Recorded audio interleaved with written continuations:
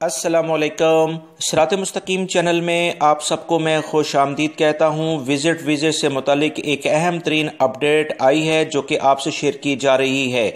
Social media पर इस तरह से खबरें चल रही हैं कि बहुत सारे गैर मुल्की अफराद को इस वक्त विज़िट वीज़े मिलने में काफ़ी दुश्वारी का सामना करना पड़ रहा है, और ऐसे तमाम अफराद जो कि ऑलरेडी जिनकी फैमिली विज़िट वीज़े पर सऊदी अरब में मौजूद है, इनके विजिट वीज़े में मज़ीद इजाफा नहीं हो रहा है। इन तमाम सूरत हाल के बाद बहुत सारे गैर मुल्की अफराद के मैसेजेस आना शुरू हुए कि इस तरह की सूरत हाल क्या है, इस बारे में मज़ीद कोई इतलात हैं तो प्लीज़ हमसे शेयर करें।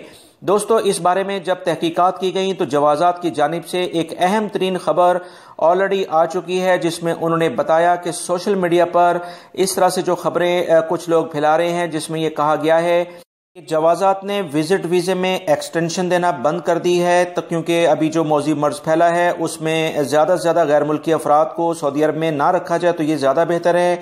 इस तरह की खबरें सरासर बेबुनियाद और झूठ पर मबनी हैं। वो तमाम गैर मुल्की अफराद जिनकी फैमिली विजिट वीज़े पर आ रही है वो लाजमन सऊदी अरब में आ सकते हैं, किसी किस्म की कोई पाबंदी नहीं है। उनकी एक्सटेंशन भी 3 महीने के लिए यानी 180 दिन के लिए हो रही है। बस गैर मुल्की अफराद को इस बात का ख्याल रखना होगा कि जब उनकी फैमिली का विजिट वीज़ा ख़त्म होने वाला हो तो 7 दिन से लेकर 3 दिनों के अंदर अंदर वो लाजमी इसमें अपना इजाफा कर लें, फ़ीस लाजमी पे करें।